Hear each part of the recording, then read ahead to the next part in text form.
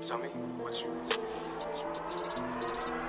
hold it. Said it, I'm golden. Told you I'm shining. Had to break through. Plan perfect timing. Giving no hands. Nigga, go get it. Radix the ruler. Can't fuck with them peasants. Ones who ain't pleasant. Envy the essence. Fuck about you. More about me. I come from the land. Land that forgotten. That league of the shadows. My city like Gotham. But now I'm the man. You gon' hear this often. Stacking these gems. The boy ain't no option. All black like he gothic. But yet he still blossom. Desire to conquer. Ain't nothing gon' stop him. Damn, I'm so awesome. Now they all flocking. But they ain't care. My close homie died. Fell suicide. And my dad's crack pipe was rocking. They see mama often. But fuck it. I'm off it. Created that funk. Almost went diabolic. Then broke down myself. I was brutally honest. And studied the hidden rebirth to a prophet. I want my worth. For you see mayhem. You screaming Mayday. Fuck what they say. Hey, I want my payday. Me off and Team Rocket. Now who would have thought it? It used to be lit. Now the gems in my pocket. I used to be stressing. Now racking up blessings. Kept manifesting. They stopped self-investing. What's going on, y'all? For some reason, it shows my stream says still syncing. I don't know what that means. I can't even see myself on here. Smooth start to a stream ever. But let me do a quick sound check anyway, see how we're going.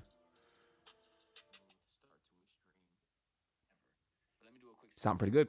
Okay, so I had plans to do a Jimmy Butler retrospective video today, kind of what he means to me. And I spent yesterday going through all of my Google photos from the last 5 years, sort of compiling all the moments of which I've recorded Jimmy Butler on the screen or saw him at games or just I have all kinds of Jimmy related stuff throughout the years. But that took me like 10 hours to compile. And truthfully, it was like 2 a.m. by the time I was done. And I didn't have time to actually record and put together the video. So we'll save that for another day. Plus, today's the Super Bowl, so I figure we'll just do a little reaction to the press conference today with Wiggins, Anderson, Davion Mitchell, maybe talk some football, and really whatever the hell y'all want to talk about.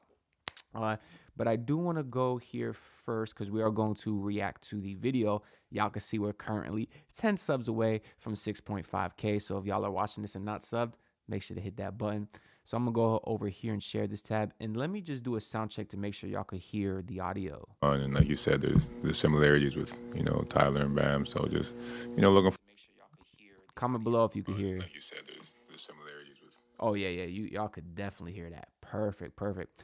Okay, so I started reading some quotes today from the press conference, and I figured why not just react to it live together. I didn't particularly think it was interesting enough to sit down and make a whole video, but I am kind of curious to hear what y'all think as well. So I figured we'll kind of play this video and go through it together. Although for some reason, here, I'll show y'all this. On my screen right now, this is what I see. It literally shows, where is it at here? It shows syncing. So I really can't even see my screen at all, but I could see it. It's just kind of faded out, but y'all can let me know down in the comments below. Make sure everything's going good. But yeah, drop your questions too. Sims Go Crazy, I see you. Guamton Kid Gaming was good, my guy. He said Andrew Wiggins gives me a different aura. I hope Spo can unlock his true potential. He got a lot of potential in his heat system. Obviously, as a defensive guy first that scored 20 plus points per game in this league before, definitely something that could work well here next to Bam and Tyler. But we're gonna kind of get into this press conference now, and we'll get to some questions afterwards. Shout out to my guy Brendan Tobin. He posted the full 16 minutes on YouTube. So I figure we'll just kind of sit through the video, watch it together, give y'all my live reaction. So let's go ahead and get right into it. Davion looking clean. Brush your mood on. Over there. I'll just steal a mic for a moment. Damn, they're all action. They got these dudes in the cult. Hello, everybody. I'm a little tired from last night's gala. Did this guy just start the press conference by saying he's a little tired? Listen to this again. I'm a little tired from last night's gala. Read the room, Pat Riley. You've been napping for 5 years now, and you started the press conference by saying you're a little tired? Oh, my God. I did actually 3 hours. Would you let them know that? on the dance floor. I did. He was definitely out there. And they didn't do any dancing because they had to save it for practice today. But I just want to welcome Kyle, Wiggs, and Davion, and to the Heat. And I know it's not easy. It's not at all. And I have a tremendous amount of compassion and empathy. I really do for people who have to move around. I moved around, 4 or 5 times in my real short career, but it's not easy. We just want to make it very comfortable for them. Whatever they need right now in this transition with themselves and their family and stuff, but they are now officially part of what we do believe in, which is our culture here with the Heat that we believe in. And they're, I think, perfect players to be part of that, and I think they'll show it. So welcome, guys, and I'm going to leave this open in a minute to the media, but we do have the boss. Where is he? That's your head coach. He said they're perfect Heat culture players. I'm nearly certain he said the same exact thing about Jimmy Butler, but I digress. I promise. Here he comes. He's drooling. I think it had you guys today. Just stand up. Get a photo shoot here.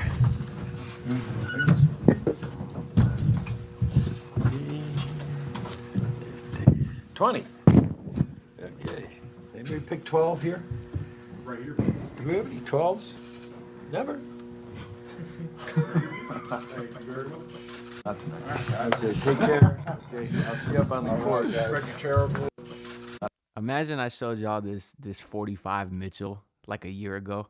Like if I just zoomed in and y'all seen a screenshot of 45 Mitchell, we'd be going crazy, bro. Davion looks tough though. Wiggins looks happy to be there. Kyle Anderson looks like, man, Pat, you said I'm the perfect fit, motherfucker. You just tried to trade my ass to Toronto. What are you talking about? This dude got to be a little awkward for Kyle Anderson because if y'all didn't remember, they literally had a trade to send him to Toronto that fell through. That's why the Heat ended up having to send PJ Tucker over there with another second-round pick to get Davion in return. Just like if y'all didn't see the Mark Williams trade to the Lakers fell through. That's got to be hella awkward. I saw that the Hornets put out a press release saying, oh, we never wanted to trade Mark Williams. The other team was just heavily aggressive in their pursuit. Yeah, right. Either way, Mark Williams is a good player, but connecting a first, I think, is way too much for him. But Never. Okay, I'll see you up on the court, guys. Spread your chair over here. Yep, I got you. Yep. Wait a minute. Yes, sir. Any questions, please raise your hand. Wait for the microphone. Thank you. You're welcome. I know there's only one Steph, there's only one Draymond, but if you look closely, there are some similarities to how Tyler and Bam kind of play off each other. did this dude just compare Steph Curry and Draymond to Tyler and Bam? That's very disrespectful to Curry, and then also very disrespectful to Bam. That's wild, although I do get what he's saying. Here, what do you think your experience in the system at Golden State will help you with your transition to this team? Just being able to play, with, any style on the court.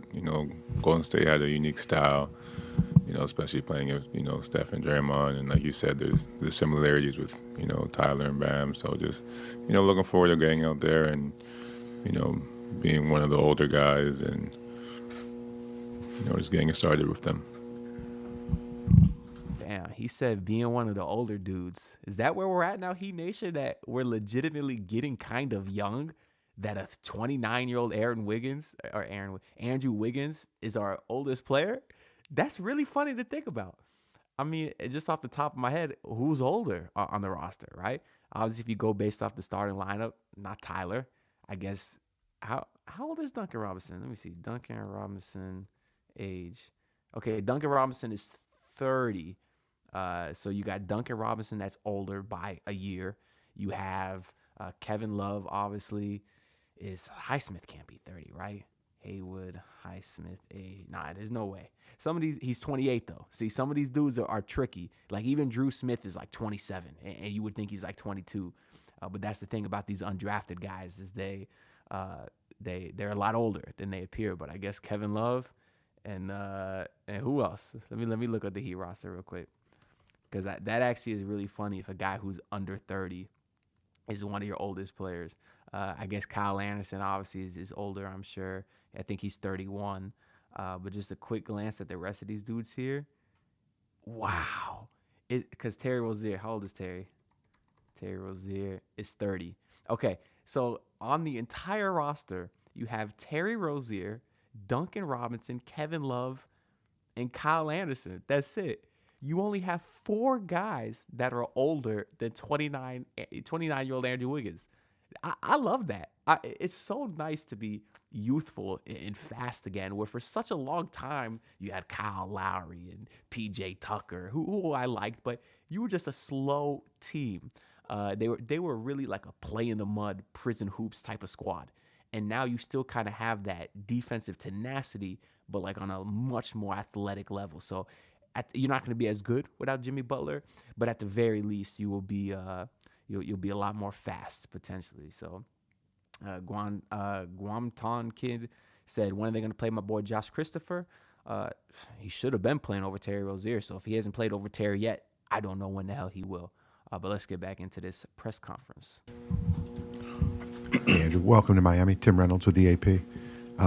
Like Coach Riley alluded to, you are moving around at kind of a challenging time for your family, obviously. Congratulations on the new baby. Thank you.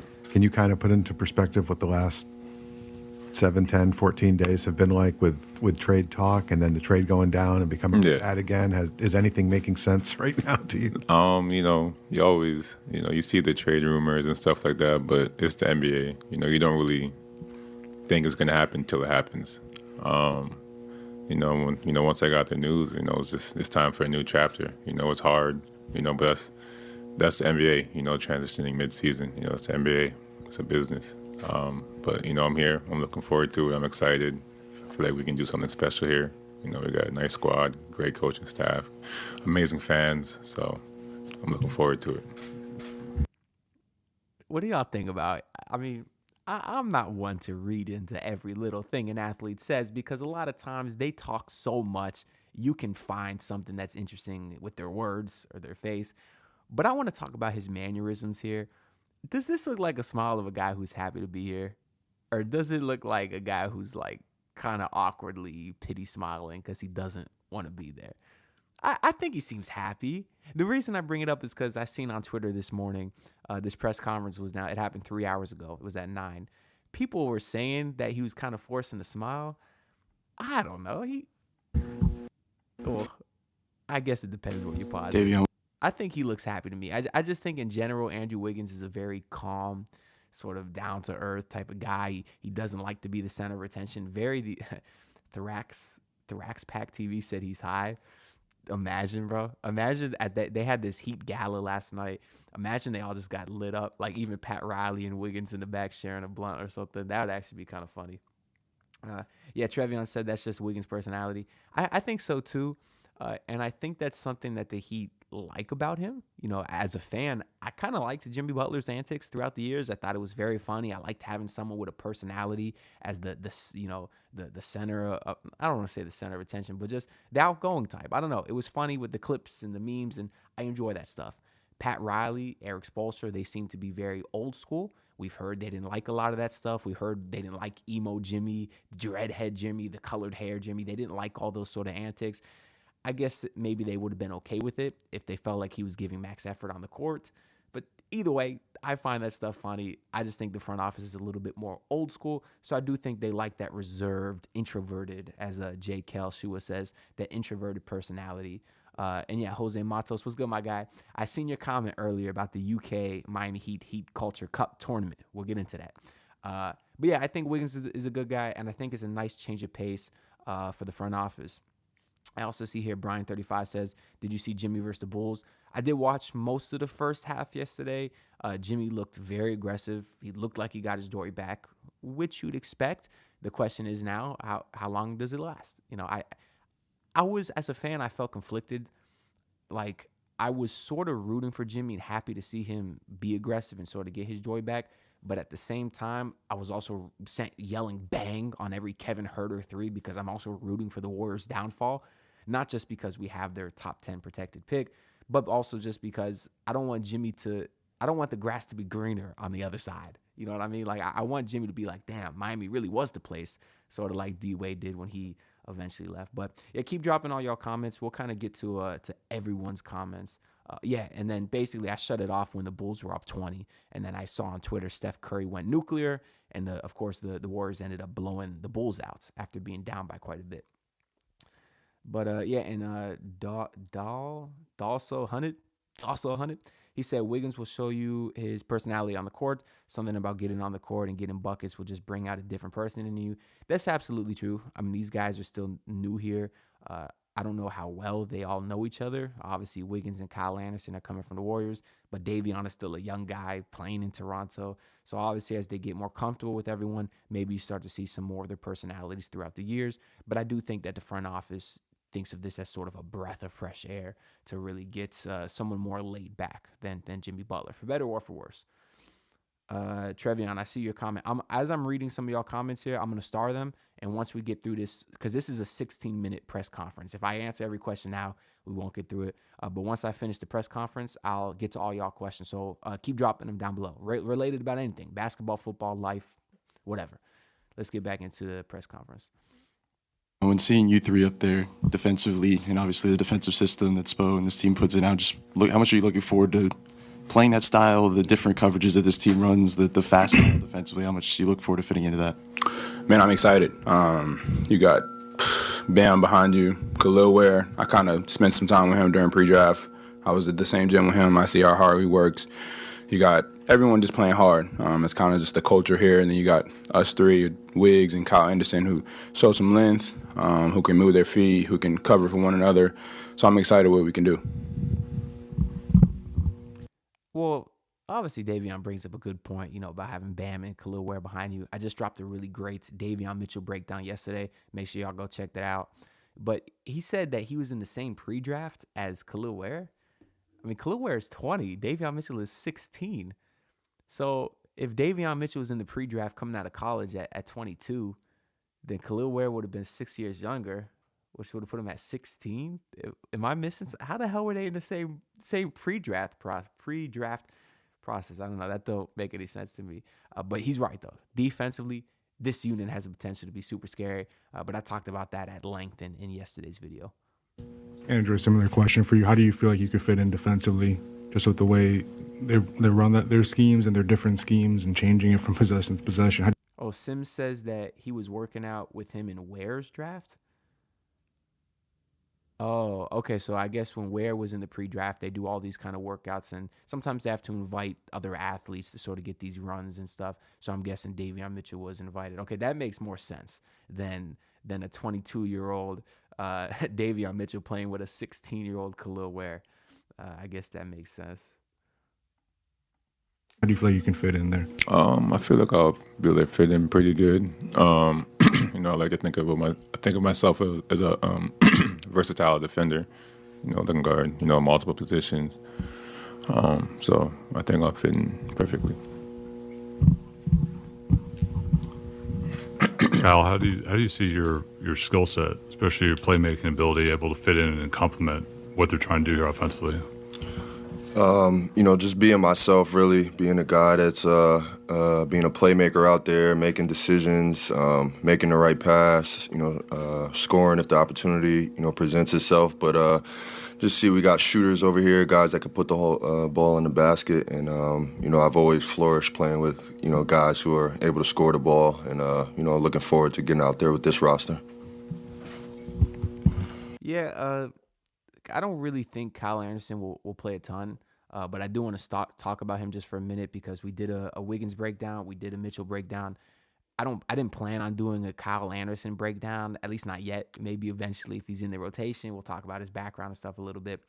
But Anderson is a guy that I've always kind of respected because obviously he has the nickname Slow Mo. He even goes by it, and it's kind of funny to poke fun at. But he's still been a very good player in this league. I mean, let me see how many years he's actually played. I think he's played close to 12, 13 years. It says he's played 11 years in the league.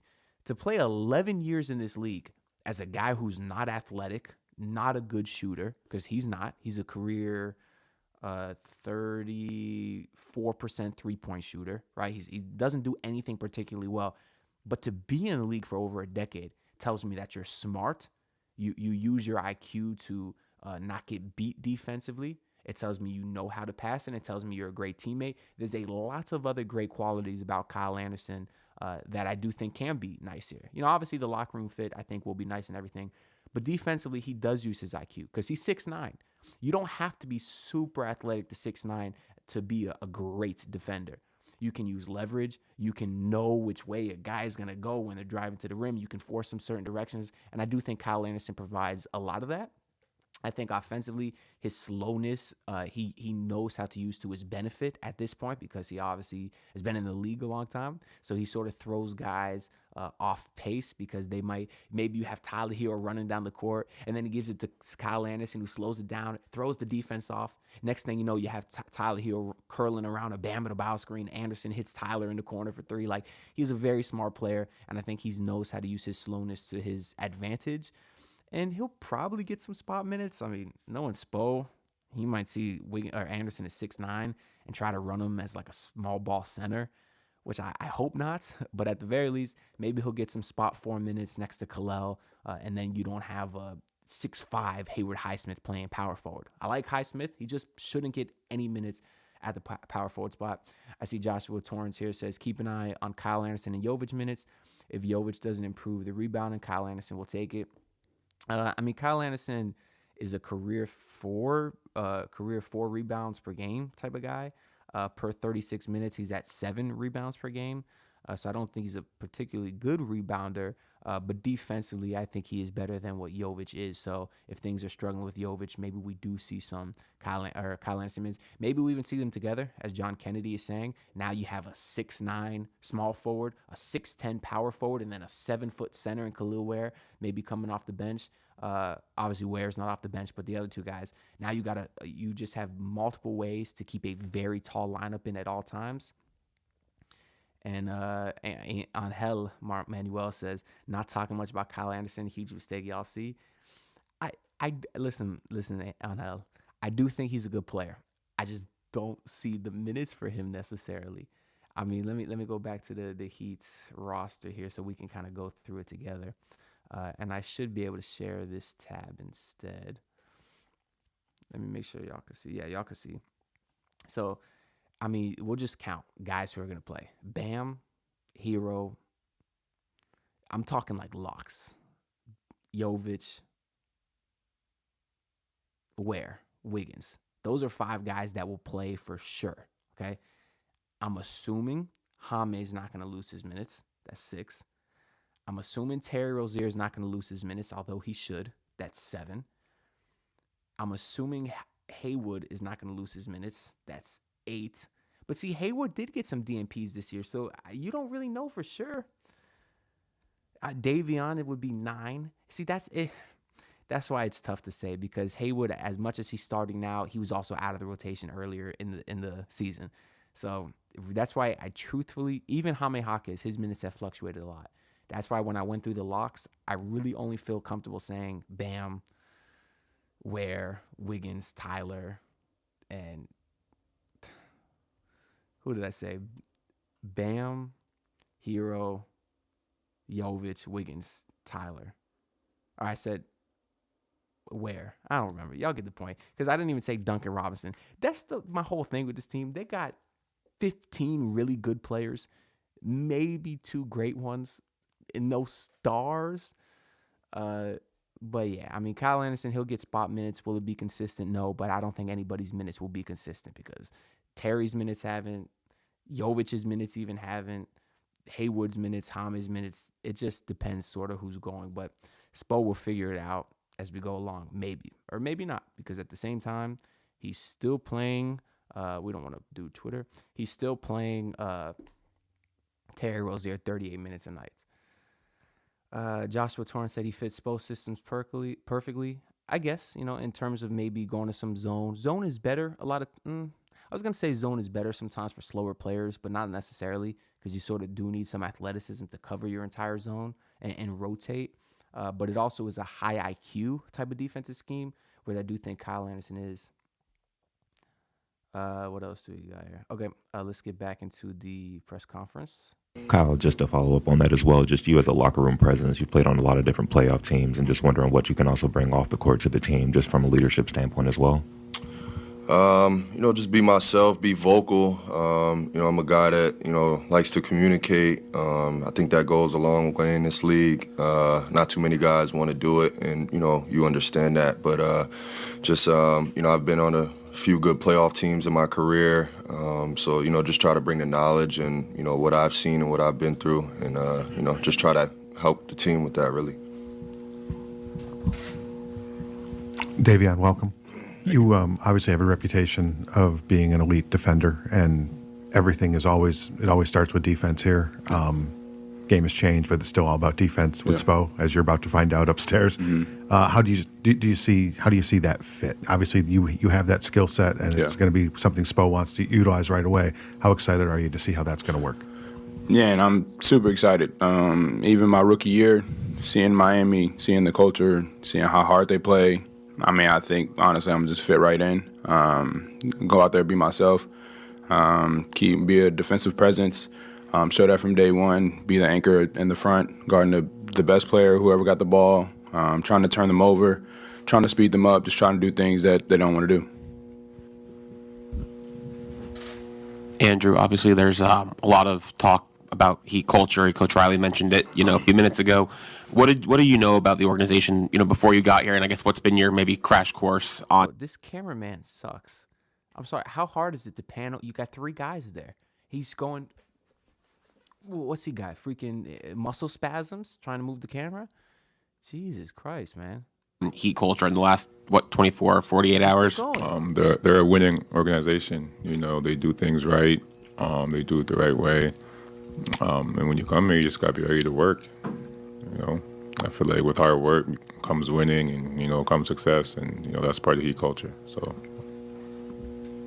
Andrew, obviously, I'm hearing Steve Kerr's comments in terms of you exiting the Warriors, coming here. What can you just kind of say about the relationship you've had with him, and obviously, if you can also just talk about the conversations you had with Spoelstra, and going from Curtis Spoelstra is a pretty obviously great coaching pipeline.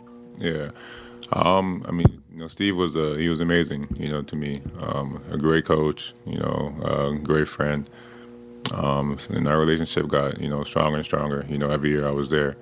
So, I always appreciate, and love Kerr for that.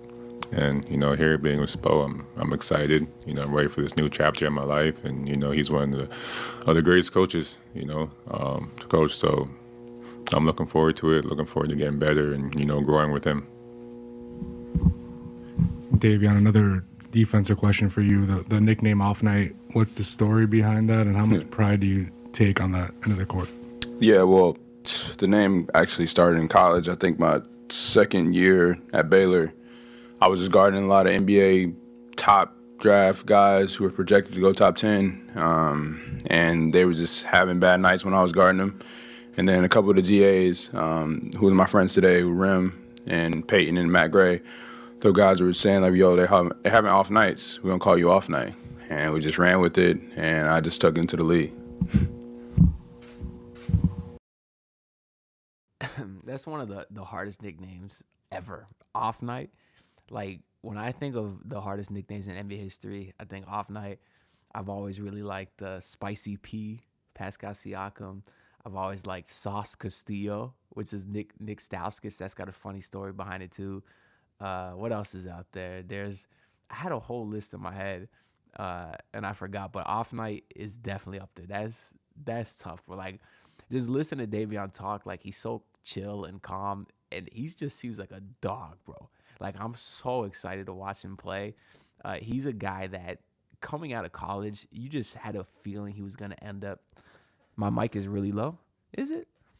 Everyone always says that. I don't see any options. Which I appreciate y'all telling me that, but I don't see any options to raise it at all. What if I go like this? Does it sound louder now? Yeah, the Kryptonian Guantanamo Kid. Does it sound? Let me know if my mic sounds any louder now to anybody that's here. I guess I could just put it closer to my mouth here too. How does my mic sound? Let me see one comment. Sound any different at all? Any different? Sounds perfect. I can hear you with my headphones. Okay. Void Century, if you can't hear me, let me know. But yeah, we'll keep going. But Davion, yeah, I'm very curious to hear what the Heat do with okay, thank you. I'm very curious to see what the Heat end up doing with Drew Smith, because I saw someone comment earlier, I forget who it was, but they commented, I got a notification, they commented on my Davion Mitchell from yesterday. They said that Mitchell's a restricted free agent, will be good. I think the fact that Davion's a restricted free agent can actually kind of hurt us a little bit, because a lot of times when you're restricted, which basically, if y'all don't know, restricted means that any other team can give him an offer and then the Heat are allowed to match. If the Heat match, then Davion has to return to the Heat. It's what we saw with Tyler Johnson. And this kind of goes to my point is, I think the Heat wanted to retain Tyler Johnson. I don't think they wanted to pay him $50 million.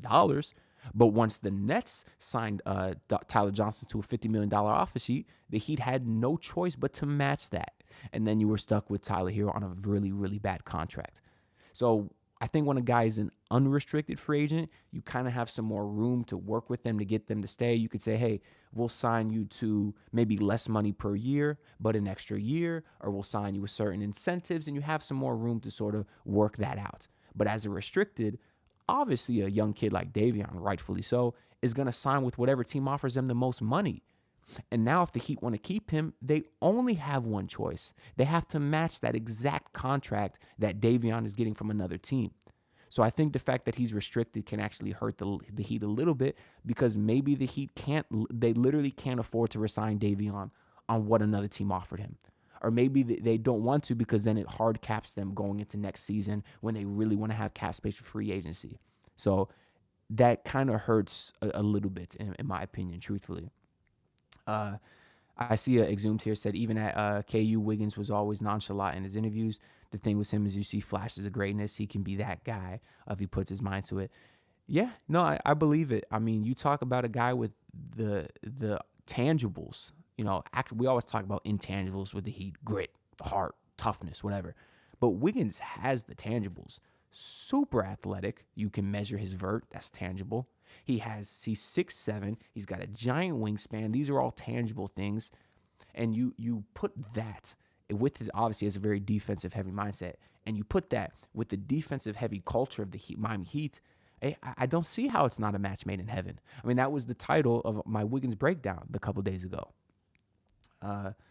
Raziel said, what's good, bro? He says, Wiggins does disappear for stretches, so please temper your expectations. Certainly, yeah.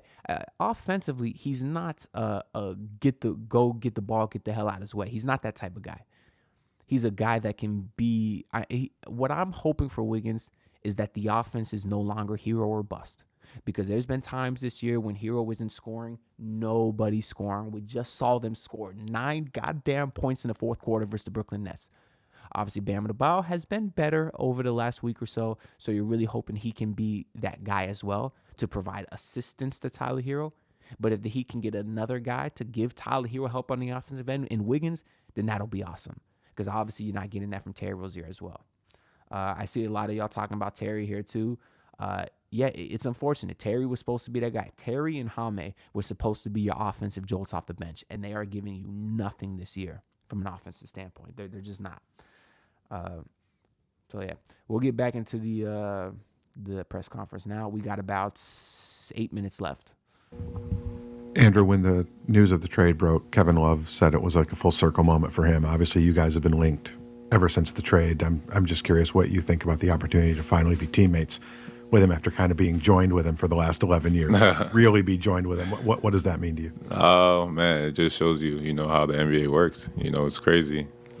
Being traded for him my rookie season to, 11 years later being on the same team. So it's exciting.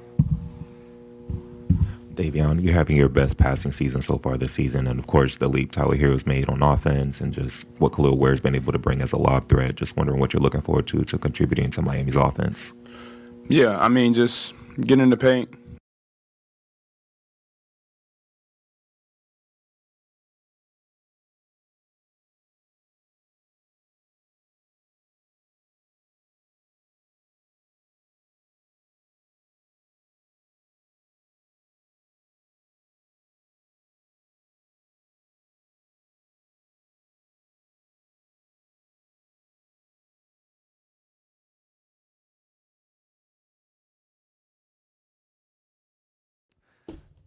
Thank you, Trepidation, as my mic was on mute. And Raziel. Oh my God, appreciate it. I see it. Anyways, what I was saying is first the camera guy, he's moving too much, and now Davion Mitchell is a sentence into his answer, and the camera's still not on Davion Mitchell. That's all I was saying. I was saying the cameraman is terrible, but also Raziel said he won't notice till a minute from now. Yeah, that's all I was saying. Is the cameraman is bro? Davion Mitchell's literally talking right now. The camera's still on Wiggins, but also I was saying. I want to be credentialed, bro. I got to get in that room somehow, whether it's as a producer, as someone asking questions. I'd love to be credentialed, bro. That's my ultimate goal. But let's get back into it. Making plays. I feel like if they're fanning out, I can finish at a high level. But my main thing is to get my teammates open, get them easy shots, using my speed, like I said, to get in the paint. And that's kind of just been my mindset throughout this whole the year I was with Toronto. I had an opportunity with the ball in my hands. So, I feel like the whole time when I was playing basketball, I can pass the ball, I can make plays, I make the smart plays. So I'm excited to do that here. Kyle, you're obviously you're a vet. What do you know about Heat culture, and what kind of has been your first impression over the first 24 hours or so here? I think my first impression and what I've a couple questions here. Sims, I just saw Brandon Tobin posted a 16-minute version. I didn't realize there was one where all three are in frame. In hindsight, I probably should have, because I hope this isn't actually Tobin recording this himself. You know what? I realized it might be Tobin himself. And Tobin's my boy. So no disrespect, Tobin. I guess I was kind of assuming this was a separate cameraman. But if Tobin's there trying to take notes, ask questions, and move the camera, I do get why he's a little all over the place. If this is Tobin moving the camera, because I am taking this from his YouTube channel just to kind of answer your question. And then Trepidation, as far as how do you get credentialed, there's a website you can apply for it.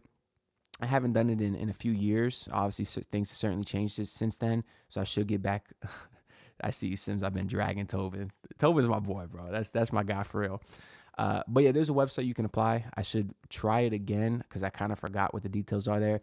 But I also know some networks automatically get credentialed, like Locked On. They get a couple credentials. 5 Reasons, they automatically get 2 credentials.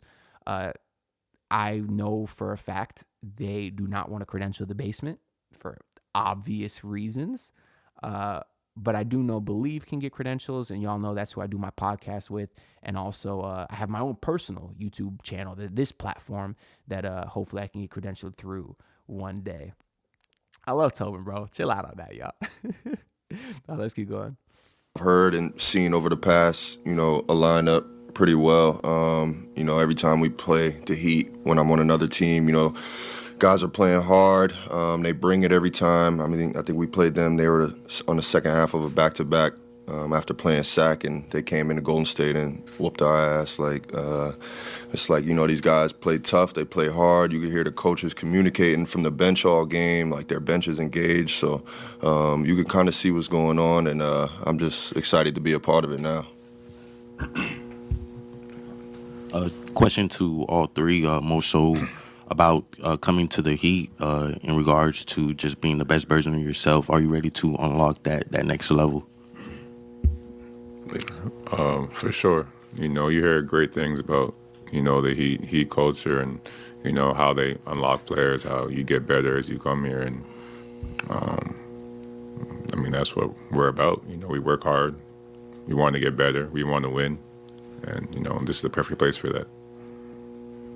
Oh, I know Pat Riley's loving this. I seen Run K. I seen your question. Wiggins is humble and quiet. Fits perfect with keeping his mouth shut. They are very quiet guys. So obviously I think Riley is really enjoying that. Void Century said, "What's wrong with the basement?" Well, we're known as the hater network. Why would the Heat want to credential a network who's known as the haters network? Yeah, exactly. And also, as Angel says, Angel, Angel, however you pronounce it, bro. He said, basement is hardcore rules, rated M for mature. That too. We kind of let the curse words fly over there amongst many other things. When I was scrolling through my Google Photos last night, looking for all my Jimmy Butler stuff throughout the years, I found a bunch of basement clips of myself that I saved. and I need to make an Ant Unhinged compilation one day because I've said some fucked up shit on the basement, bro. But anything for a laugh, right?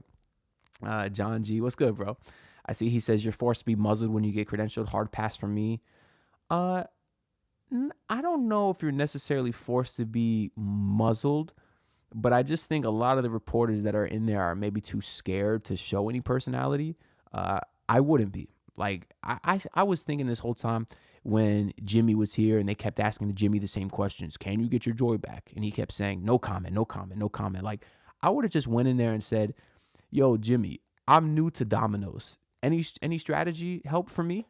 And Jimmy would have been like, oh, what? I just got 100 questions about if I'm going to stay in the Heat, which I'm not going to answer. And now you ask me a question about something I'm very passionate about. Sure, I'd love to give you an upbeat, emotional, in-depth answer.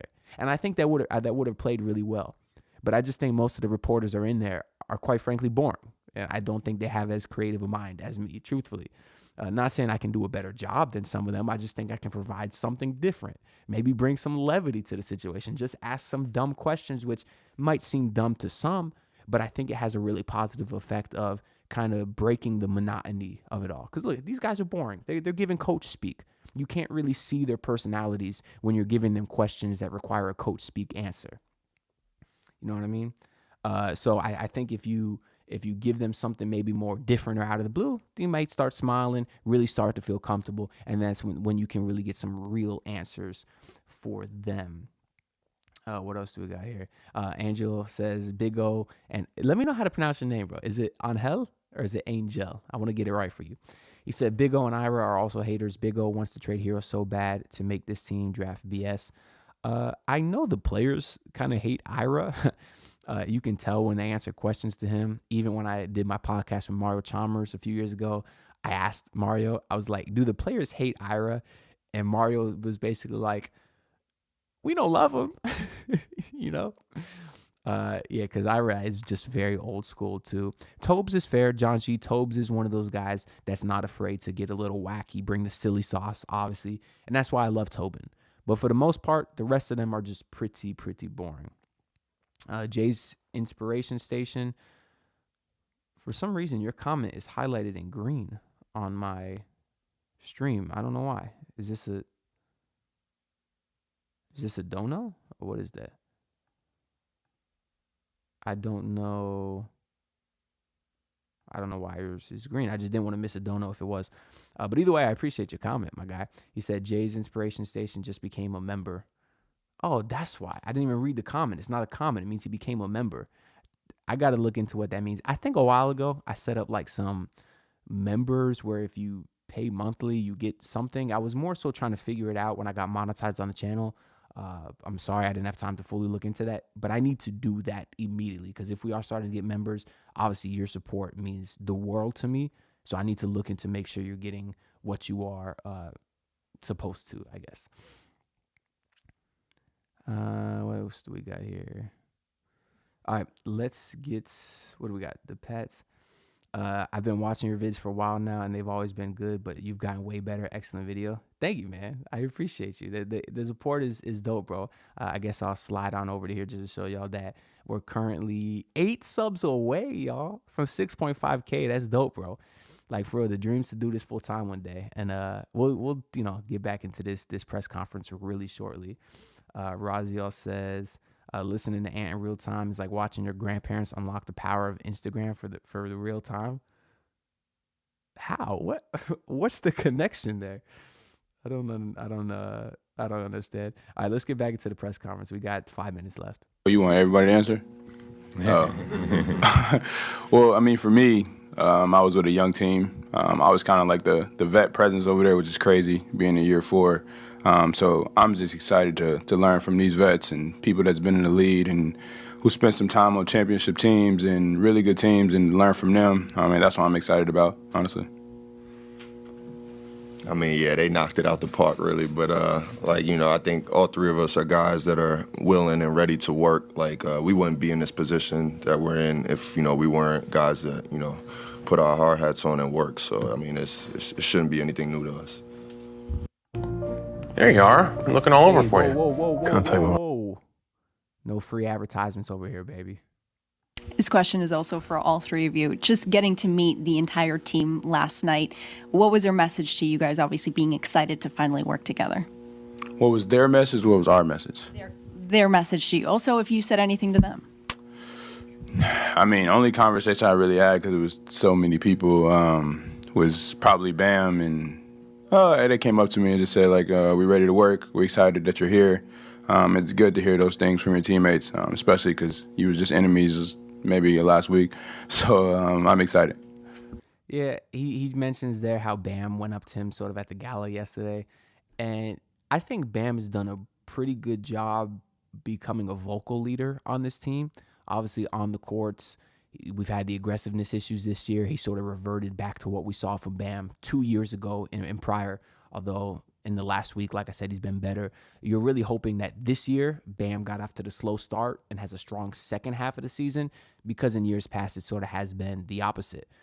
But I feel like off the court, the way he's handled this whole Jimmy Butler situation has gone really underrated. Like Bam, people think Bam is old, again, just because he's on a young team. But Bam Adebayo, he's 20, he's 27. Like, that is still young. And he's been the guy that's been left here to answer all these very difficult questions about Jimmy Butler. And because Jimmy's not there to answer questions, Pat's not there to answer questions. Spoelstra's out there doing the coach speak, but Spoel's been doing this for decades now. Bam's been in the league, for not too long. He's a young guy. And to have to answer all these difficult questions, I think he's handled it perfectly. We've heard him in the locker room be a very strong unit to sort of keep the guys together throughout these trials and tribulations. And I think those are the reasons that he's a captain on this team. Because a lot of Heat fans will say, hey, why are you giving this guy who's too scared to shoot? He's not aggressive. Why are the Heat honoring him as team captain? It's because he's been the guy in the locker room keeping these guys together. And I know there's a lot more to it that we don't even know. Because throughout the years, you've had Spoelstra and Pat and Zoe and D. Wade all pass the torch to Bam Adebayo as the next culture carrier. Those guys are not going to do that unless they legitimately believe that Bam embodies that Heat culture, that toughness, that family aspect. You think Zoe is going to say Bam Adebayo is going to get his jersey retired one day if he doesn't think that Bam fits the Heat culture? No. So if those guys believe that Bam is the captain, who are we to say that he's not? That's all I want to say. Jay's Inspirational Station, I see you there. It said you've been following for a while. I appreciate you. For real, man. Shout out to you. I'm going to look into the member thing for y'all and figure out kind of how that works. And then I was also going to say, Guantanamo Kid said, you know which player I miss? Max Strus. Van Lee, I'll get to your comment in a minute. Bro, y'all know Max Strus was my guy. I don't know if y'all were on the channel back a couple years ago, but we used to do these Strus Daddy alerts every time. Yes, Strus Daddy alert. I had a whole thing. And every time Max Strus had a good game, we used to do it. It was the funnest thing back in the day. But we got to find something new. And I feel like I should start making some merch. I feel like some people might have actually copped some Strus Daddy merch or maybe some Kamehame Hakez merch before he was kind of shit. But maybe he'll turn it around. But I got to think of some more. Maybe I'll make like a Kryptonian shirt, kind of capitalize on that. Because y'all know I like to do the graphic design thing too. So why not make some merch that we could all wear? That'd be pretty dope. And Van Lee said, good morning. Your girl's finally saved. Jimmy's gone. If you know, you know. I'm not going to get into that conversation again, bro. Let's get back into it. Yeah, I think, we were at the gala. I feel like that was a smooth, transition just to, meet everybody and, kind of gel a little bit. But, everyone was just excited, as we are, just to, get the thing started and, keep it going. Fine. Ain't no way somebody had their phone on in there. This is what I'm talking about when I talk about these reporters, bro. Like, if I had the opportunity to be in one press conference, I would be silent. I would be the most prepared you ever seen. Like, I would have the best questions ever. And you got dudes in there that can't even silence their phone. That's pathetic, bro. And Van Lee, you're right. Ant and Jimmy, they love each other right now because they're in the honeymoon phase. That's right. Let's see how long it lasts. I'm not saying it won't last. It very well might. I'm not I seen 5 Reasons on Twitter at halftime. They posted Jimmy Butler stats tonight. 8 points, 2 of 6 shooting, at least one conversation with Jimmy Butler, like trying to be all passive aggressive, like as they try to shit on Jimmy on the way out. I'm not doing that, bro. I love Jimmy Butler. Like, I love him forever. Definitely fine. I think I spoke to Bam and Jay Chris yesterday, and they kind of just let me know how well the organization takes care of their players, and how we got a good environment here. So that was kind of reassuring, and it was cool to hear that from guys that been here for a minute. Kyle, I know it's been a long time since you were with the Spurs, but there's always been like this great respect between Spo and Pop, because of the finals runs, but it goes deeper than that too, obviously. I'm just curious what you still remember from the Pop days and how your time there, shaped, the player, the guy that you are now.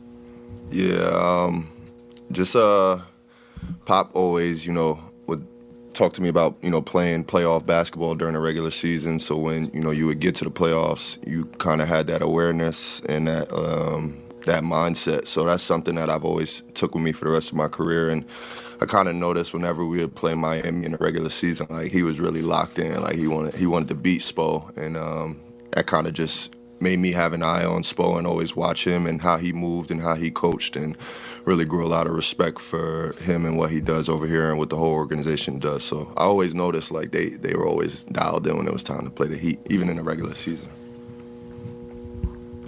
Andrew, during that 22 finals run where you guys won the championship. Yeah, I seen that quote going around Twitter too. I think all the players in the league have a big admiration for Eric Spoelstra. I think he will continue to be one of the reasons why players want to come here. I know Spoelstra's having an awful season. I will not be shy in giving him the criticism that he deserves, but he has done enough for me in my life to he'll be good to me for life. He's earned enough credit that I will never want him fired, because I think a lot of fans take for granted how difficult it is to have a good coach. And me, as a Miami Dolphins fan who's 26 years old, I've seen the Dolphins have probably a dozen head coaches, and you can't win without that consistency. You can't.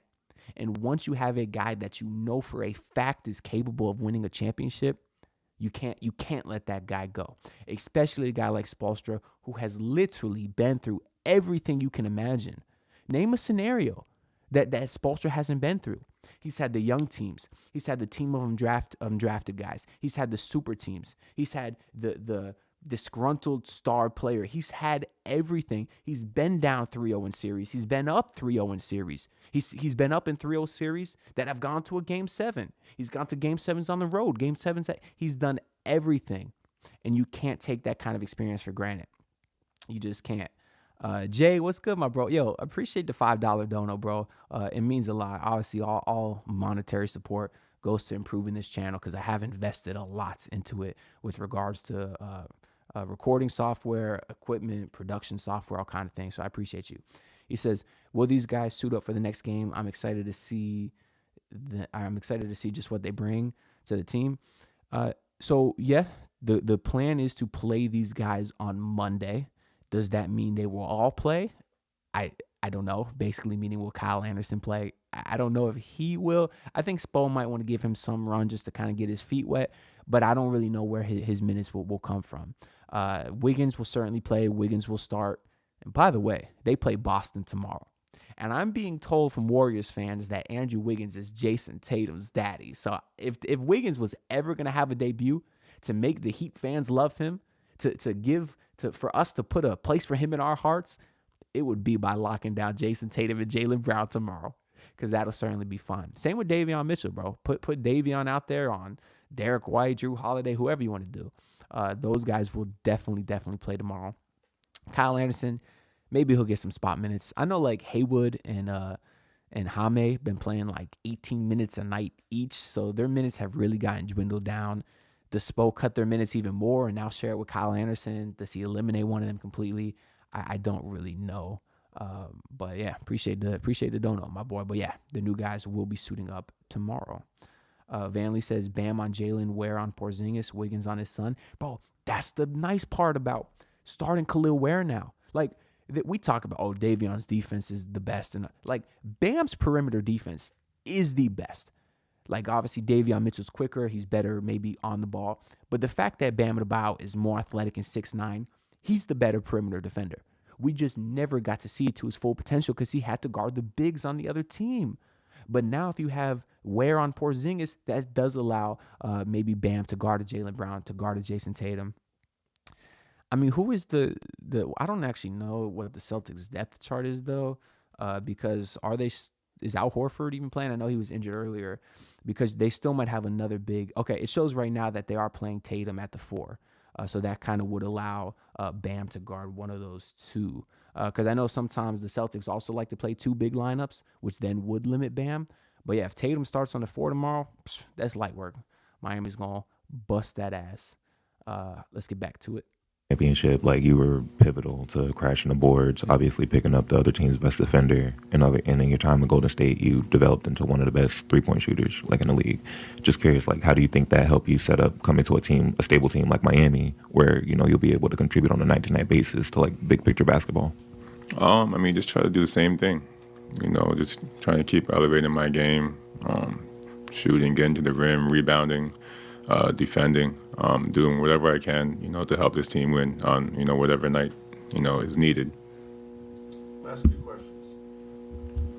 Andrew, one for you about playing with Steph.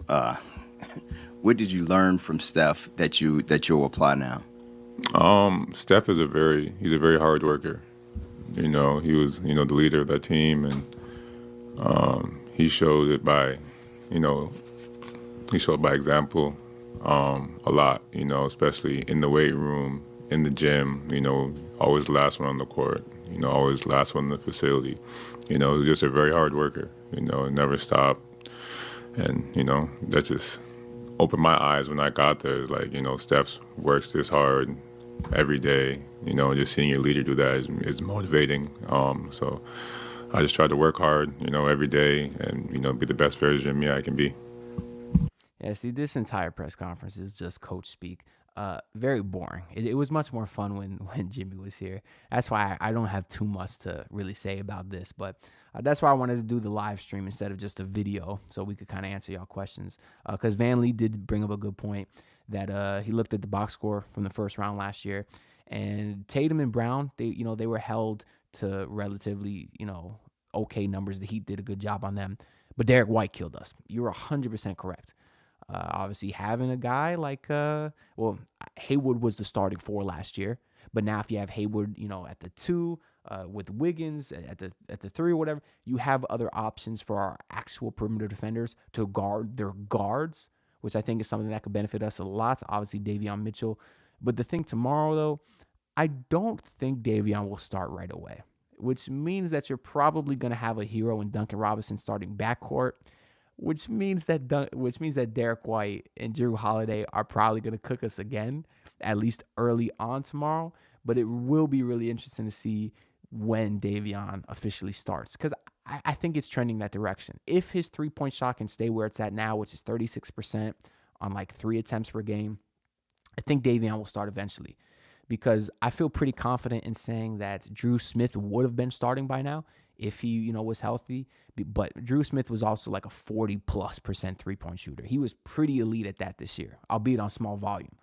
But you need to at least be around the 36% that Davion is at to start. So I think he will eventually if he keeps it up. Van Lee said Ant is the first number 1 pick we've had since Braun. Is this the first number 1 pick we've had? I guess, right? I mean, what other? Yeah, and Pritchard too. Obviously, Peyton Pritchard cooks us. I mean, I suppose so. I'd have to think off the top of my head if the Heat have had, I guess, in their history, how many number 1 picks have they had on the team ever? I mean, you had Shaq, you've had LeBron, you've had Wiggins. Like, am I missing anyone? I don't know. I don't feel like they've had a ton of number 1 picks. I feel like that's a pretty rare thing to do. But yeah, I mean, if I'm missing anyone off the top of my head, y'all let me know down in the comments below. But yeah, off the top of my head, I don't think so. We got a minute left in this press conference, so we'll let it run through, and y'all drop your questions down below. Andrew, what is your mental preparation this time joining a new team in comparison to last time? Now you're an NBA champion. You've had that pedigree to elevate yourself. How do you prepare yourself now mentally, and what lessons are you taking from Minnesota and Golden State here? I mean, every chapter I had, in Minnesota, or Golden State, you just learn, from experiences. And I've had great experiences in both places, on and off the court. And, I expect, the same thing here, just learning, just growing with, these guys and experiencing different things to, help me in the future. All right, guys, thank you very much, gentlemen. Exit the stage. All right, I guess that's it. I want to go ahead and switch to this tab now.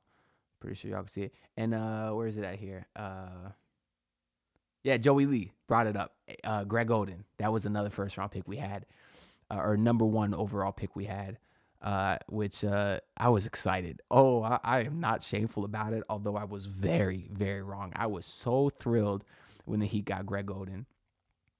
But yeah, he didn't really turn out to be too much here. But I want to note, though, because Andrew Wiggins has been a guy, Wiggins talks about, what he can contribute here and stuff. And he's been a guy that I feel like has been a Heat killer for a long time. We know, at least when the Heat play in Minnesota, like before this year, we haven't won in Minnesota in like 10 years or something crazy like that. And a lot of that was because... a lot of that is because I'm seeing this comment down there from Void Century about Tyreek. Yeah, the Dolphins are not trading Tyreek. Sorry to get all over the place, but I saw that notification too. And truthfully, I understand you wanted the cap space, but yeah, bro, I'm done with Tyreek. I really am. The difference between him and Jimmy, just to go on a little tangent here, is Jimmy, I feel like, was good here, and Tyreek Hill was bad last year. And the audacity of Tyreek Hill after the last game to say, oh, I just want to go a place where I can win. Like, you weren't part of the reason this team sucked this year, because you did nothing to help Tyler Huntley. You did nothing to help Skylar Thompson. You had so many drops in big games in your career that could have put this team into different positions, but you didn't perform. And to be out there on Twitter constantly flirting with the Kansas City Chiefs is disgusting, bro. When Jimmy was here, he wasn't flirting with, Philly, I might go back to Philly. Oh, Joel Embiid, he's the best center in the league. No, Jimmy Butler was saying, we're going to win the championship, and Bam Adebayo is the best center in the league. Now, Tyreek Hill, he was saying that about Tua. He was saying Tua was the best quarterback in the league. But then on the side, he's also out there flirting with Patrick Mahomes. He's all talk, bro. And he's a domestic abuser, and I don't stick up for that type of guy either. But anyways, let's get into these Wiggins stats here, because I feel like he's killed the Heat, so I at least want to kind of look at the numbers here. So just off first glance, none of these games particularly stand out. Let me look at the 3-point. Yeah, maybe I'm just thinking of like some of these games, like this 5 of 11 from 3, 4 of 9 from 3, where I'm feeling like he was really better than he was. But let's just Google his overall stats all time versus the Heat, in which Wiggins is, okay, so pretty much his career averages then. Wiggins has averaged 18 points per game, 5 boards, and about 2 assists in 21 career games versus the Heat. So nothing really too crazy. But let's see. I'm very curious how Wiggins was doing of late, though, because I know he is having a better season. You're seeing kind of what we heard about the offensive inconsistencies here. 25 points, 27, 20, or 17, 27, 19, 20. So he's not going to fix this team's offense, but when you're comparing him to one, you're basically adding him to the team for nothing, because Jimmy Butler didn't play this year and the Heat are still 500. So you're adding Andrew Wiggins to a 500 team, which could benefit us a lot. And you're sort of replacing him, or you're replacing Haywood Highsmith with him. We know Highsmith is a guy that's averaging 6 points per game this year. So you're replacing that with an 18 point per game scorer. There certainly should be an uptick in offense, although he's not a dominant scorer. His shot attempts aren't super high. It looks like he usually hovers around 15 to 20, I suppose. And I expect that to be the same here. Obviously, he was playing with Steph Curry, but now he's playing with Tyler Hero, and I feel like they probably take a similar amount of shots per game. But yeah, let's one more time, make sure y'all subscribe if y'all in here. Just hit the button. It's free. Just check if you're subscribed, and if you're not, hit that button for me, because it really does mean a lot. The numbers do. Just a little bit behind the scenes for y'all.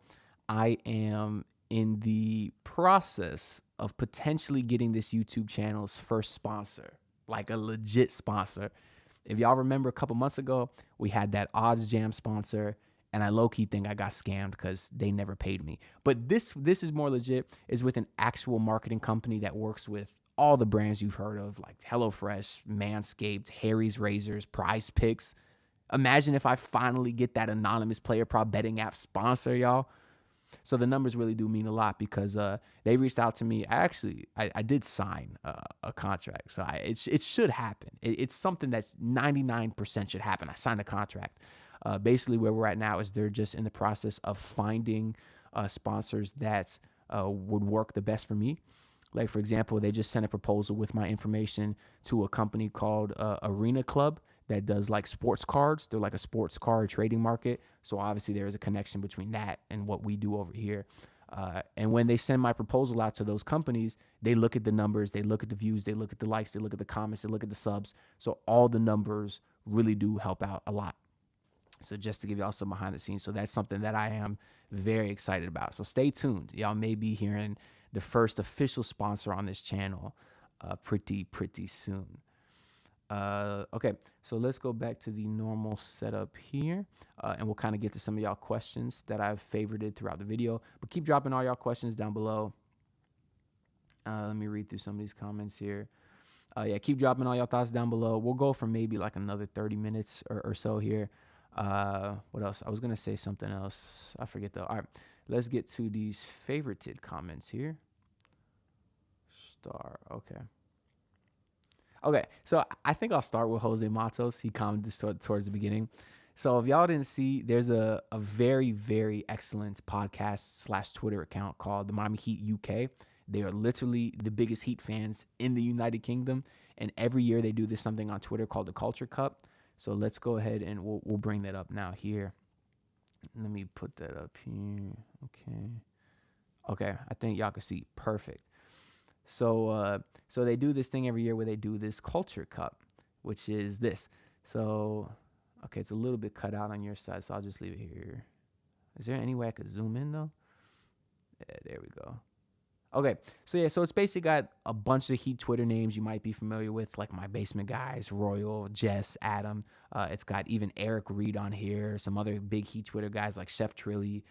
You also got Will Manso and Brendan Tobin, just everyone, right? So first off, I'm very honored to be a part of this. You know, he picked 64 people on Heat Twitter, and the fact that I'm on this list once again is just honoring. You know, the fact that our work here is getting. Well, I guess y'all can see my votes here. I don't really care if y'all see who I voted for. But yeah, here I am here. So this is the one. If there's only 42 minutes left in this poll, so I should have this secured. Which is dope, bro, because if y'all can see my comment here, Brass Jazz has me blocked. And since you guys are supporting the stream by watching, I'll give y'all the backstory on why I think that is. Because, well, truthfully, there's not much of a backstory. I don't have beef with Brass Jazz. If y'all don't know, he's the producer of Hangover Time over on Miami Heat Beat. I really like his work. His production value is great. I think he's a funny guy. I'm a fan, right? I support everyone who does Heat content because I think we should be a family. I don't think we should be beefing with each other. But for some reason, when I joined the basement, Brass blocked everyone on the basement. So did Sean Rochester, and so did Alphonse Cindy. Why? I don't know. Like I said, I don't have beef with any of them. And since Sean has unblocked me, because I think Sean's a cool dude too. Sean used to be the host of the Believe podcast before I kind of hopped on. So we talked about that, and I think he's a good dude. Alf and Brass I've never talked to personally, but they still have me blocked.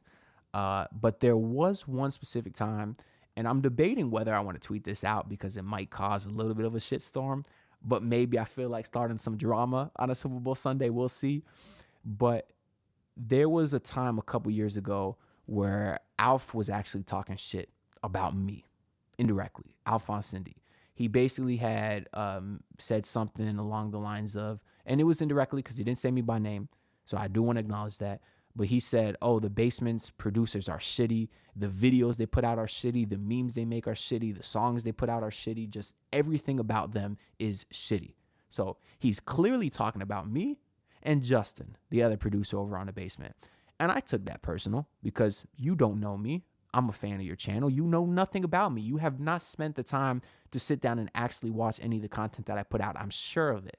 Because if you did, you would not be sitting there calling it shitty. So who are you to disrespect the content that I put out when you know nothing about me? I don't know you like that, right? And it's fine to be critical, but I wish I had remembered the exact wording. I probably have it was in a message, not to me, but to someone else in the basement. I wish I still had the wording, but it was very disrespectful. It wasn't critical. It was disrespectful for no reason. So basically, I sort of took that personal. And then 3 days later, because I saw that and I said, "Oh, you want to say my production's shitty? Let me get in the kitchen. Let me get in the editing studio and cook real quick." 3 days later is when I dropped the Kyle Lowry Whopper video, which if y'all don't remember that video, it blew the hell up. Hundreds of thousands of views, was getting reposted all over the place by Clutch Points, all these accounts that had millions of followers, NBA Central. It was getting articles written about it by Shondell Richardson, among many other people, literally articles written about my video, and it blew the hell up. So 3 days after Alf said that my content is shitty, I produced something that was way more viral than anything he's ever done in his life. And now here we are 2 years later, where I'm about to beat his producer in a Twitter popularity contest with half the following. Isn't that ironic? Because let's go over to Brass Jazz here. As y'all can see here, Brass Jazz has you blocked, right? Look at his following. He has 2.7K followers, 2.7K. We'll go back to my channel, 1.1K. And all of you are much loved. I greatly, greatly appreciate all of y'all. I love all y'all for real. But in something that was a Twitter popularity contest, for me to beat Brass with less than half the following, isn't that funny? When, keep in mind, Brass is the producer for Alf. And Alf said that I'm a shitty producer. Well, guess what, Alf? I just beat your producer in a popularity contest with half the followers. So what do you got to say to that? Seriously, you don't know me. Don't talk about me like that, bro. This is just because you got beef with other people on the network, don't make your beef with me. That's childish. That really is childish, bro. Don't make your beef with others about me. Don't do that. That being said, though, very clearly, I'm going to win round one because I'm up by like 300 votes and there's only like 40 minutes left. The unfortunate news, though, I don't know if y'all can see, but I really can't find a better way to zoom in here. Let me see if y'all can see. I'm right over here. I'm going to beat Brass. The unfortunate news is I'm going against Will Manso in the next round. And honestly, when Heat UK puts out the new post in a few hours here, I'm going to tell people to vote for Will. Because Will Manso, if y'all didn't know, he works for the news station. I forget the number of the news station, but he's also very active on Heat Twitter. He's the Heat guy for the news. He also works for the Miami Heat, does the halftime shows and stuff, does some of the winners circles at the end of games. And Will Manso is genuinely the nicest dude ever. I've spoken with him on Zoom before for podcasts. I've seen him in person a few times, and obviously I've been watching him on TV for a decade now. He is legitimately one of the nicest, most respectful, most professional, most knowledgeable people in the business. And quite frankly, I don't deserve to win against him. If y'all want to vote for me, show some support. I do greatly appreciate it because obviously the exposure is very good for this channel. But yeah, will kick my ass and it will be deservedly so. But at least I got that win against Brass Jazz because for some reason they don't like me. I don't know why. But yeah, so that was all to answer Jose Mato's question. And once again, I'll go ahead and put this back up here. That is at the Miami Heat UK. Go follow them, bro. The producer, the founder, Dan Healy, super nice dude, bro. Like follow these dudes, bro. They do great content. And he'll be putting out the new poll in like 40 minutes for the Culture Cup. But yeah, okay, let me see what else we got here. Trevion has kind of another YouTube related question. He says, let me switch back to here. He says, off topic a little, but what motivated you to finally buy a setup and commit to making YouTube videos? So I've loved making videos my entire life, just producing silly skits and stuff, even going back to when I was like 10 years old. I have all kind of videos that one day I should do a stream and just go through them all. But I've always wanted to be a YouTuber because it's the best job in the world right now. Although I am making some money off of it now, I don't like to hide nothing because maybe there's other people out there that want to do the same venture. Right now, I'm averaging between like 2 and 10K views a video, and I'm getting maybe about $300 a month. So it's good money. Like for $300 a month off making videos, like building this community, having fun with y'all, the best thing in the world. But obviously $300 a month is nice spending money, but it's nowhere near, full-time career money. So I still got my day job, and that will obviously probably last forever unless this channel really blows the hell up, but we'll see. But yeah, I never got into YouTube for the money, but I knew I always wanted to do this as a job, because the point is you can make a job out of this potentially, right? But I was in college, I was studying engineering. It's very demanding, it's an extremely hard major. I didn't have the time to commit to a YouTube channel to the full extent that I would have wanted to, because I don't like to half-ass anything. If I start a channel, I want to put my all into it, because in order to grow a channel, you have to post consistently, and you have to post quality content consistently. That's the most important thing. And while I was studying in school, I knew I wasn't going to have time for that. So I graduated school in 2020. I used the quotation marks for graduated because that was the COVID year. So obviously I didn't have no walk the stage or anything like that. But then after that, I spent the next year, finding my career, my job that I have now. It's an excellent job. I love my job, focusing on that, making sure I'm set there, and then also building a plan for how my YouTube channel would be, what I would post, when I would post, while also understanding that it's going to be a work in progress. A lot of people are too scared to start because they're like, well, I don't know if it would be good, if I should do this, if I should do that. You're not going to know until you start and sort of see what works and adjust from there. So I ended up starting my YouTube channel, I think the year after the bubble, I believe. Yeah, so I did not have my channel during the 2020 finals run. But the year after that, I did. And it literally started with just my phone on a cheap tripod I got, and literally a USB microphone that I got from like Guitar Hero, like in 2007. Y'all remember when Guitar Hero had the drum set and all that stuff? So very cheap setup. Did that for a while. Started to, I knew for sure that this is something I wanted to commit to 3 years ago. And that's when I said I want to start investing into the channel. So one by one, over the course of years, when I was able to save up some money, because I did not make money from this channel for several years. I did not get monetized until the Damian Lillard stuff. That's when my channel really took off. Because for years, I was getting maybe 100 views a video. Maybe, right? So I wasn't making any money. I wasn't monetized for my first couple years doing this. So just from saving up my real money, I said I want to invest into the channel. Over time, bought a camera, bought the mic, bought various lighting equipment. Eventually, I got this laptop. So it was a slow process. But I looked at it as an investment because I figured the better my quality is, the more people will watch. And then eventually, I can start making money, which, fortunately was the case. Thanks to you guys, of course.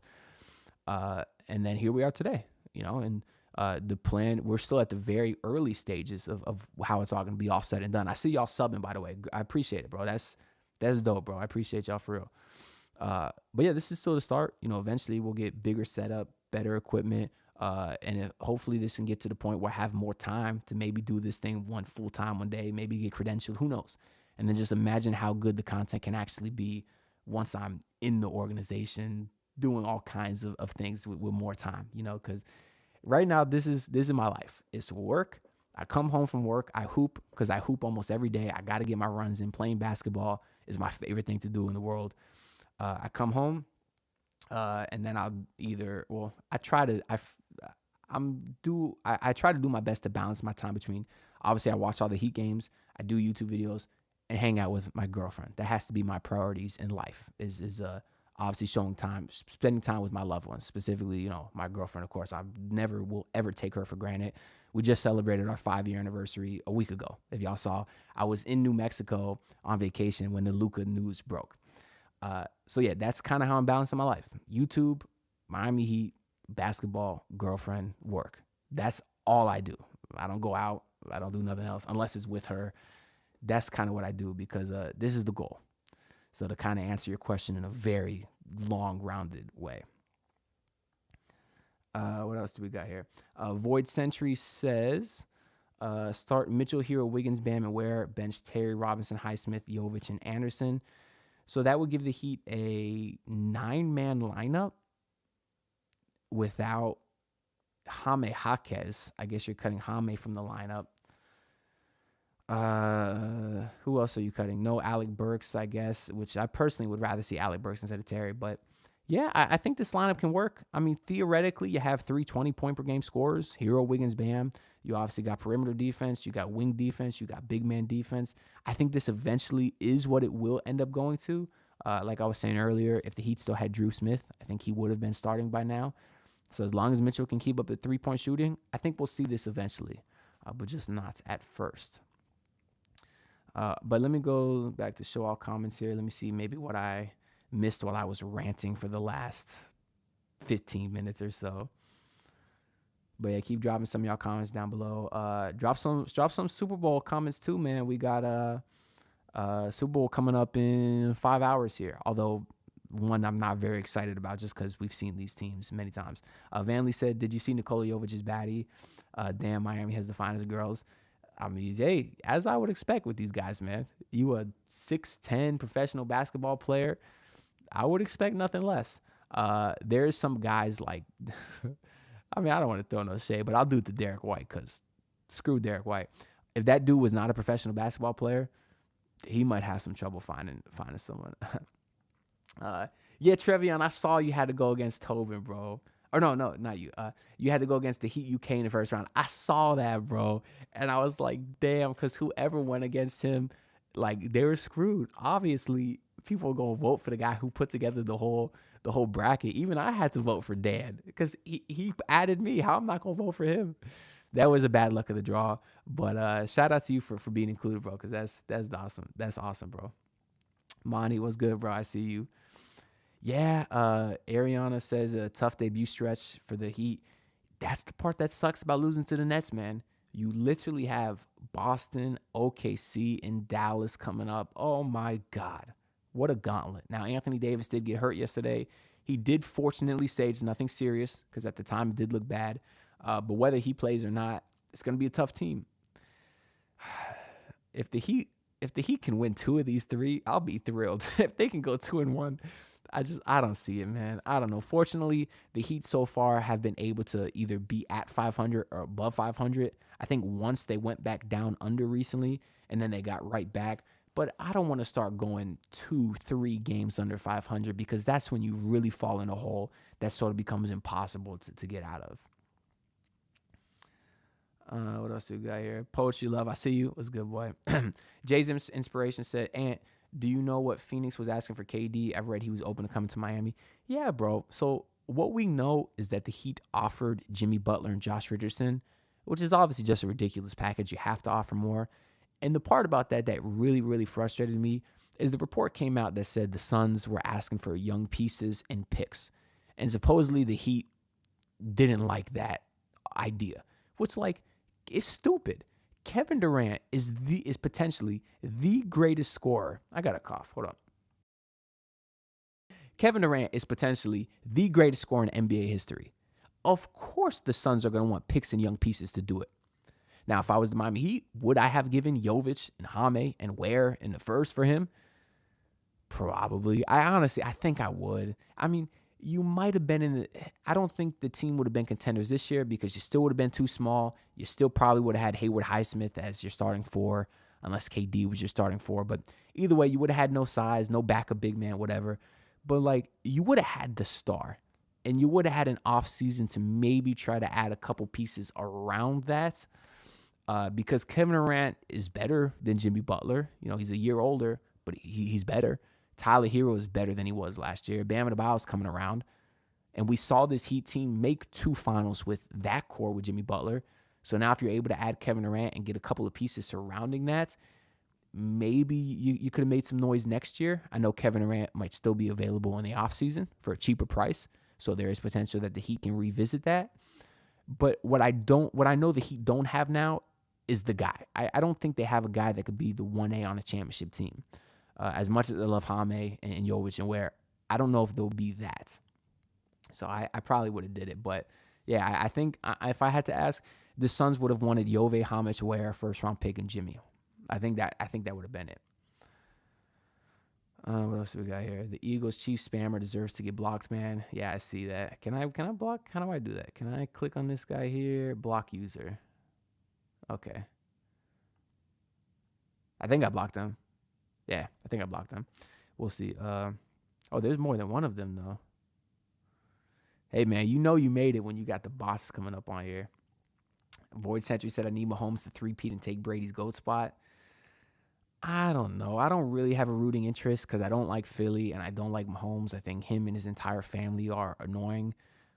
But I was rooting for them in the AFC Championship just because as a Dolphins fan, I hate Josh Allen. I hate the Bills. I do not want that team to have any success, especially not before the Miami Dolphins. So while I was rooting for them last round, I'm not this time. I mean, I know Pat Riley struck a deal with the Chiefs because he has a copyright on the term three-peat. So maybe if the Chiefs win, Pat Riley gets more money, then maybe him and Mickey get more spend happy and are willing to spend in the offseason. I don't know, bro. This is like choosing between a rock and a hard place. Like, I guess I kind of like Jalen Hurts. Obviously, Saquon Barkley's a likable guy, so I'll probably go with the Eagles here. But I don't know. Y'all want to let me get a prediction out real quick just in case I'm right. I'm going to say maybe Saquon get a touchdown. Maybe like A.J. Brown get a touchdown. And we'll say like Jalen Hurts gets like a tush push. That's 21 points. We're at 2 more field goals in there. That puts us at 27. So I'm going to say 27 Eagles versus we'll go like a Hunt touchdown, a Pacheco touchdown. I'm going to say 21-20. I'm going to say 27 Eagles, 24 Chiefs. I think that's my official prediction. Drop y'all predictions down below because if anyone's right, we can revisit this in 12 hours and shout y'all out. Void Sentry said, I think his family's annoying. He's fine as a person and player. Nah, bro, he's a sore loser too. Like when he lost to the Bills like a year ago and he's out there, he's trying to show dap with Josh Allen and he's like, oh, that's a trash ass call. Like, show some respect, bro. For once in your life, you had a call not go your way. Once. And then you want to cry about it like a baby when 99% of the other time you get the calls. That's BS, bro. That's just BS. Anyways, I think I'm going to start to get out of here. Maybe we'll go for another 3 minutes just to make it an even hour 30, even 90 minutes for y'all. So if anyone has any last minute questions, drop them down below. But other than that, my plans for the channel in the next couple of days, we got a post game tomorrow. I'm going to probably work the rest of today on getting that Jimmy Butler, thank you retrospective video done. However, whatever you want to call it. I have a lot of good clips. We got Jay said 31 Eagles, 21 Chiefs. Okay, I see you. That's not a bad guess. But yeah, I'll work on that Jimmy video. I have another update too, actually. It might take longer than 3 minutes to tell the story. I'll make it quick because I know I'd be rambling too much. Does anyone remember, what's up, Monty? Yeah, we definitely got a hoot when you come to town, bro, for sure. Anyone remember from my last live stream or 2 live streams ago, I told the story about that guy who wanted to amend Thompson me if I was Tyler Hero, where I hit a game winner on his ass, called him a bum, and then he tried to fight me. Like they had to hold him back. Anyone remember that story? Because I got some updates for y'all. So basically, real quick, if y'all don't remember the story, this dude, I know this dude long time. He's a regular at the courts. He's got a bit of a hot temper, bit of a trash talker. And because he has a hot temper, I don't really talk back to him just because he is the type of dude that be fighting people out there. And I'm not really friends with him. If I'm friend with you, yeah, we'll talk shit, go back and forth, whatever. But for some reason, he wanted to pick on me that day. And it's not even like he was doing that great, but he was being very disrespectful with the trash talk. Not like fun trash talk, like, no, straight up disrespectful, like stuff that should not be said at a basketball court. But I don't let words hurt me. I don't really care about that stuff. Yeah, exactly, Trevion. I don't really let words hurt me, so I don't get mad at that stuff. But I'm also not going to walk away like a little bitch. I let my game do the talking. And, one of the things he called me was a bum during his trash talk rant throughout the game. So we're down 13-11, game 15, win by 2. So I hit the 2 to tie, 13-13, and then next possession I hit another 2 or 3, I guess. I hit a 3 to tie, and then I hit another 3 to win the game. And the 3 to win the game was on him. So, I hit back-to-back 3s to win the game. One of them was on him. So I yelled, "Get the fuck off the court, you bum." That's what I yelled. And I knew he was going to try to get mad, but I had a couple other boys there that are big and strong, and I knew they wouldn't let him beat my ass. So that's kind of why I felt comfortable saying it. But yeah, I said it. He came up to me. He grabbed my shirt like Amen Thompson did to Hero. I thought he was going to throw me. But luckily, my boys were able to rip him off. So then anyways, that happens. He settles down. He leaves that day. Whatever. I'm fine. I don't care. I'm just out there to have fun. But then the next week, he was out there again a week later. Because like I said, he's a regular. And they shoot for captains. And this time I don't shoot for captain because I don't want to be in the spot of picking him up. I just want to see whatever happens, happens. So they shoot for captains, and the captain puts me on the team with him, and he starts going ballistic. He's like, hell nah. He's like, I'm not fucking playing with Ann. I'm not playing with this dude, whatever. Nah, I'm here to beat his ass. And like literally delayed the start of the game like 10 minutes. And people that were there the previous week, they knew why he was acting like that. Some of the other regulars that weren't there the previous week were like, hey, why is he acting? I was about to say his name. I'm not going to do that to him. He's like, why is he acting like that? And why he don't want to play with you? And I'm like, it's a long story. Like, don't worry about it. So eventually the two captains come to an agreement to do a trade. They trade him to the other team. So now he gets to play against me. And I don't want to fight. I've never fought no one. I'm not a fighter. I'm a pacifist. So I'm like, I'm just going to let bro do him this game. He was going 100% balls to the walls. I'm just there not to try to accidentally foul him. Because the second I lay a fingertip on him when he shoots, he's squaring up. I'm not trying to do all that. So he ends up playing pretty well. I end up not scoring at all. I think I might have shot once, maybe. I don't even remember if I got a shot off, to be honest, but I definitely didn't score. And he's just, a trade is crazy and pick a ball. Exactly, Davion. But yeah, I ended up didn't scoring. And then when the game is over, he's talking so, like literally the game ended, and I'm not a sore loser like him. When I beat him and called him a bum, he wanted to fight me. When he beat me and called me a bum, I went to dap him up. It was a good game. It was an intense game. It was a hard-fought game. You know, I wasn't backing down, but I'm also not trying to foul him and go too hard because then that's when he wants to fight you. You can't play with dudes like that. But anyways, I go over to dap him up after the game just because I don't want beef with no one. Like, this dude's a regular. I don't need no awkward tension every time I go to the courts. So then he flicks me off. He puts his middle finger up. I got to block this Eagles-Chiefs guy. Again, how many of them are there? Keep blocking, and it's not even saying anything when I hit block, so I don't know if it's doing it. But either way, he puts his middle finger up in my face, like literally right in my face, like this, when I try to dap him up. And then he's talking shit, and I'm like, bro, like, I told him, I was like, I don't got beef with you, bro. And he's like, oh, why you was talking shit last time, but you not talking shit today when you don't score? Why you not talking shit? And I literally said just like this with a calm face. I said, well, because last week when I talked shit to you, I clearly offended you. You got mad. And I said, my goal out here is not to offend you. I said, you were talking shit last game. You started it. I joined in. I thought we were having a fun back and forth. Clearly, you didn't see it that way. You took offense to it. And I said, I'm not trying to offend you, so I'm staying quiet today.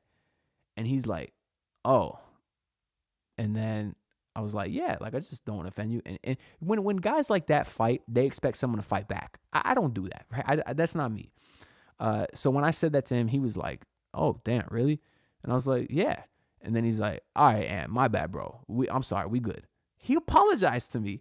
Literally, the week later, he apologized to me. That's how y'all know I wasn't in the wrong. And he dapped me up, and we good now. So that's update number one. Update number two, because he comes out once a week, right? I'm there almost every day. So then the following week when he came out, they shot for captains. I didn't want to be captain again. I said, let's see what happens. We were on opposite teams. And I said, now I got to get my get back because last week he shut me out. His team won. I didn't score. I was trying not to, foul him. I said, now I got to get my get back. I dropped fucking 9 points on that boy's head. Game to 15, I dropped 9 points on his head. I think I was 4-4 from 3. The level of difficulty was insane. And I got my win. And I felt good. And guess what? I wasn't going to dap him up because, I'm glad we cool now, but I'm not friends with you. So, it's whatever. Game ends. I didn't talk shit. I didn't say nothing because he didn't say nothing. He got his bag and left immediately after I dropped 9 points on his head. And all my boys came up to me. They'd be like, hey, you see how he left? He ain't want to say shit after he dropped 9 points on his head. I'm like, hey, it is what it is, man. Hey, that's true, Raziel. I dropped as many points in one pickup game as the Heat did in the entire fourth quarter. And obviously we playing ones and twos. So that's actually funny as shit. It's not letting me block this guy, by the way, the Eagles-Chiefs guy. I don't know why. Like, I'm hitting block and it's not doing anything. But yeah. But then I'm not gonna lie, that's update number 2. There's one final update, and that was the following week he came out again, and I played like shit. I'm not gonna lie to you. I think I maybe shot like 107, and I think he probably had like 7 points himself. So far in the series, all time between me and my arch nemesis, my fake arch nemesis, I guess I won the first game where it all started.